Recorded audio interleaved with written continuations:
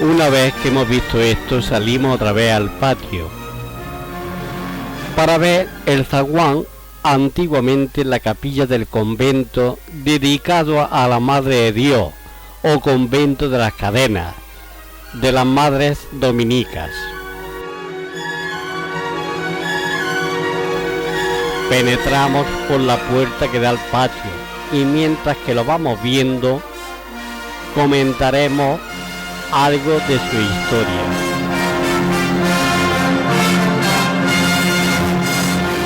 Terminada la construcción del palacio y no teniendo don Juan descendencia, y de acuerdo con su señora, proyectan la fundación de un monasterio de monjas y pidiendo licencia y autorización al pontífice Pío IV, que le concedió por su bula de 19 de junio de 1561, con reserva de habitación y reserva a la iglesia para los fundadores en el mismo palacio.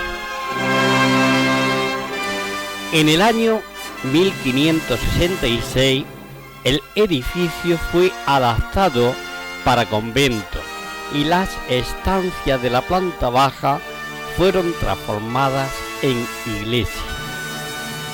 Fueron demolidas las bóvedas de las caballerizas y la escalera principal con el fin de construir una capilla de una sola nave. Las noticias se limitan a la cesión temporal de 2 cuartos en 1604 y a la donación de varios mantos a la comunidad del convento. Cuando los descendientes dejaron de habitar en él, cedieron la vivienda a otros particulares y el 21 de junio de 1730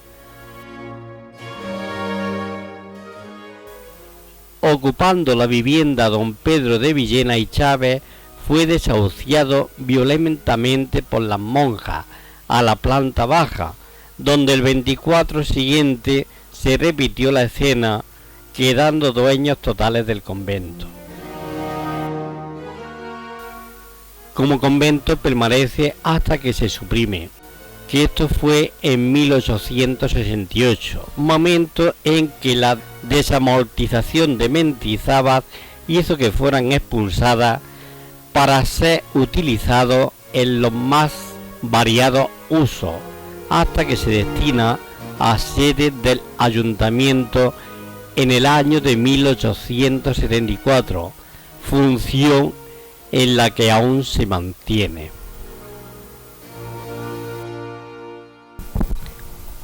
Si penetramos por la puerta que da a la plaza del fundador, nos encontramos con un amplio zaguán de muy dudoso ordenamiento, pues terminado el palacio fue convertido en capilla de nave única para los cultos conventuales.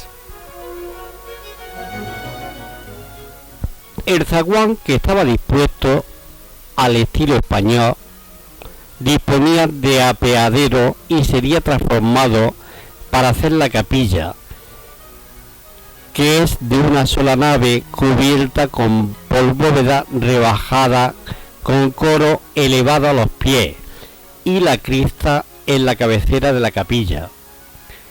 Las obras, anteriormente lo hemos comentado, comenzaron a mediados del siglo XVI.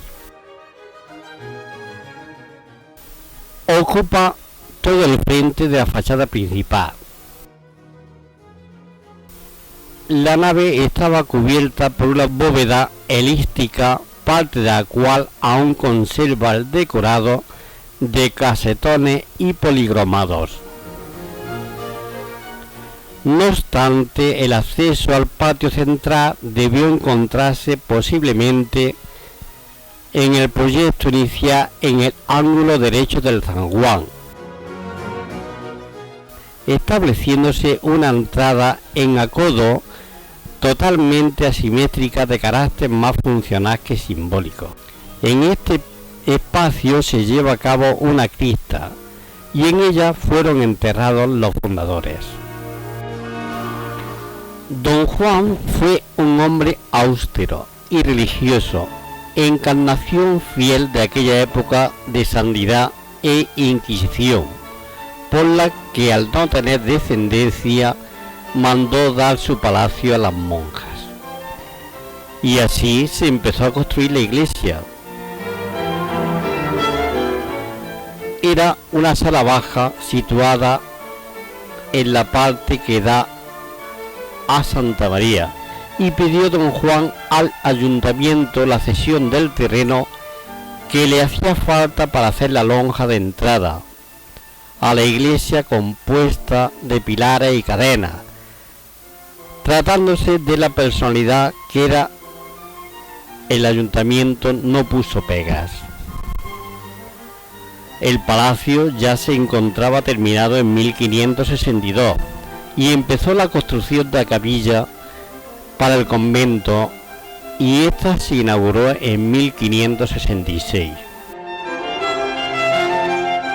Por escritura otorgada el 22 de agosto de 1566,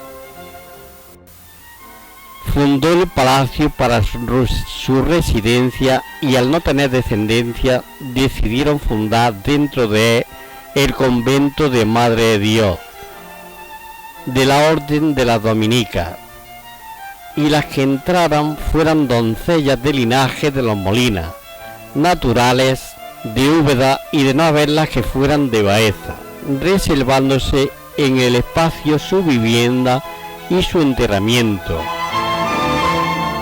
El arquitecto y creador fue, como ya sabemos, don Andrés de Vandelvira, que supo plasmar el sentido rítmico de las proporciones renacentistas italianas con las gracias del plateresco español. Uno de los elementos que más variada para la construcción del convento sería el espacio de la crujía delantera. Entre reforma al convertirlo en convento, cabe destacar el cambio del zaguán por una cripta y capilla, que era precedida de sala capitular.